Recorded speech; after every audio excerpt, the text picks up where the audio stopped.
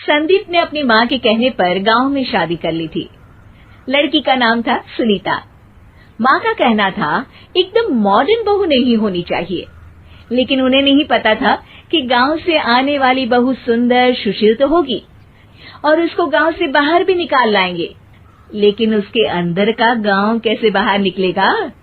शादी के कुछ दिन बाद, माँ टिफिन तो देना जरा। बेटा अब तो स्कूल नहीं ऑफिस जाता है, माँ से नहीं अपनी बीवी से टिफिन मांगा कर। ओके माँ। सुनीता टिफिन ले आओ। एक किलो टिफिन, इसके अंदर पिस्ता डाल दिया है। पिस्ता? पिस्ता क्यों? सास जी ने बोला था ना कि आपको पिस्ता बहुत पसंद है। ओहो, मैंने पिस्ता नहीं पास्ता बोला था, पास्ता।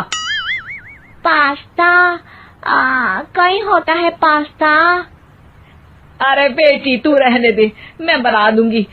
अच्छा किया कि पाव भाजी बनाने का नहीं बोला, वरना किसी के पाव बना देती है। सुनीता को बुरा लगता है, लेकिन उसकी नादान हरकतें कम नहीं होती। ऐसे ही एक दिन, अरे तुमने ये क्या लगाया है? अरे आप वो फूस फूस करके लगाते हैं ना, वही। डियो? का दियो? किसको दियो? अरे वही ना जिससे खुशबू आती है। हाँ सही पकड़े हैं। अच्छा लेकर तो आना। कौन सा डियो लगाया तुमने? अभी लेकर आते हैं जी। संदीप की बात मानकर सुनीता अंदर से खुशबू वाला फुसफुस लेकर आती है। ओएमजी! ओएमजी मतलब ओ माय गणेश ना। अरे ओएमजी छोड़ो, और ये खुशबू वाला फुसफुस की बात कर रही थी तुम? हाँ इसी की, फिर से सही पकड़े हैं। अरे देवी, लेकिन आप सही नहीं पकड़े हैं, ये डियो नहीं है।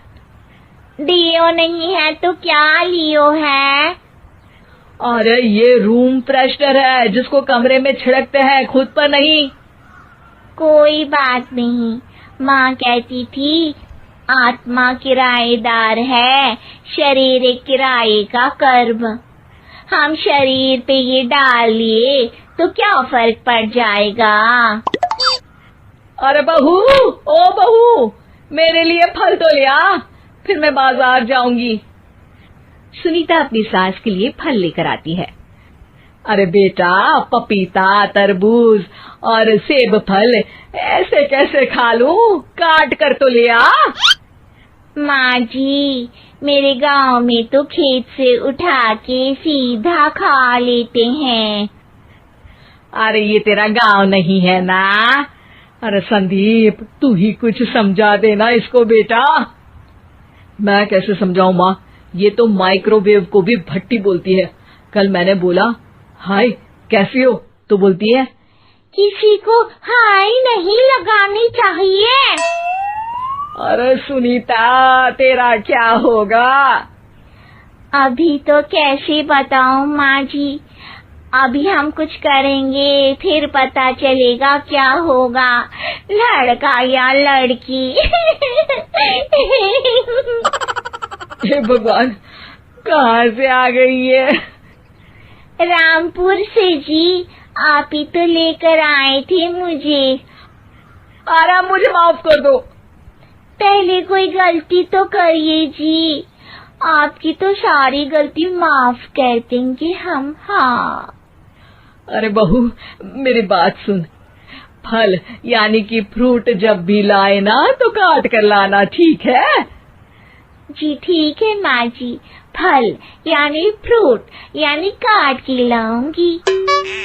सुनीता रोज ही कोई ऐसी हरकत कर देती जिसकी वजह से उसे घर में दो बातें सुननी पड़ती।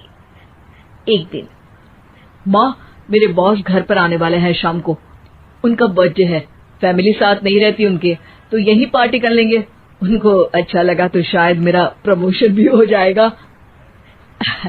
मैं ना फ्रूट केक लाकर फ्रिज में रख दूंगी और तेरे साथ आज खाना मैं बनाऊंगी, ताकि जब साहब आए तो खाने में कोई गड़बड़ ना हो।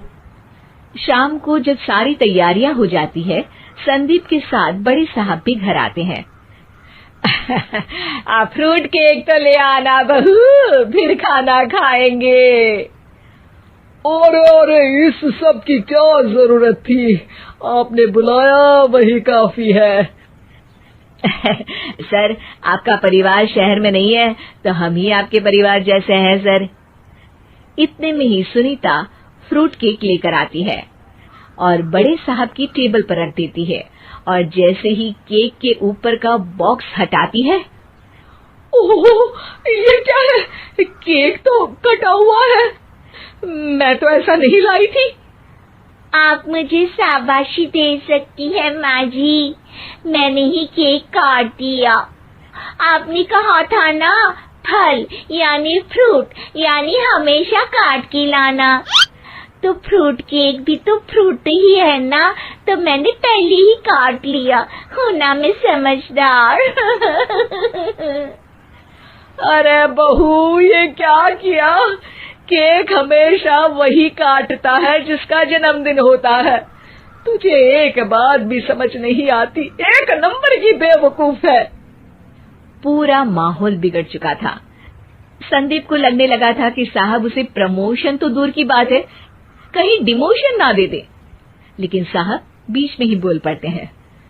अरे कोई बात नहीं, ये इनकी बेवकूफी नहीं है, इनका भोलापन है। बेटा आप कहाँ से हो? रामपुर गांव से। अरे वाह, गांव से, फिर तो